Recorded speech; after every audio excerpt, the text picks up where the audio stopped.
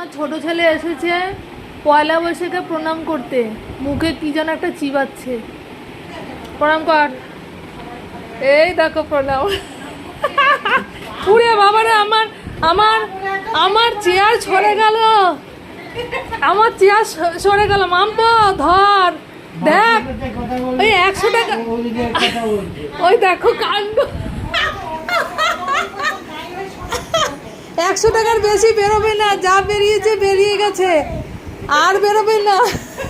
এই মরেছে বাপ্পা, এমন পায়ের মধ্যে এমন মাথা দিয়ে গুতোচ্ছে। আমি তো 100 টাকাই এনেছিলাম। বাবা 100 টাকা ধার দাও। এনে এনে এনে এনে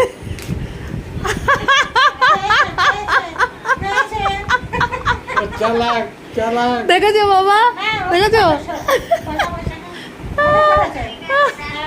হ্যাঁ হ্যাঁ, টাটা মাম্পো, টাটা।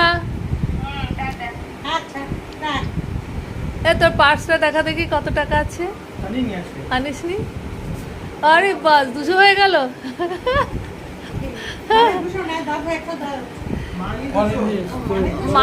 আমি 200 দিয়েছি, আগে একটা নিল। এই যদি প্রণাম করার পরে দিতাম তাহলে আমার একটা দিলে হতো। এমন প্রণাম করলো, হ্যাঁ গাছের একদম সেই গোড়া ধরে, মূল ধরে ঝাঁকালো। তার আর দাদু তো অলরেডি টাকা দিয়েছে।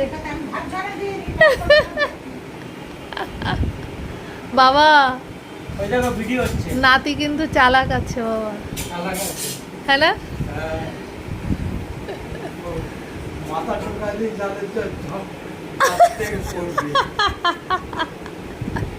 শোন টাটা, এই শোনটাই একদিন কত বড় হয়ে যাবে।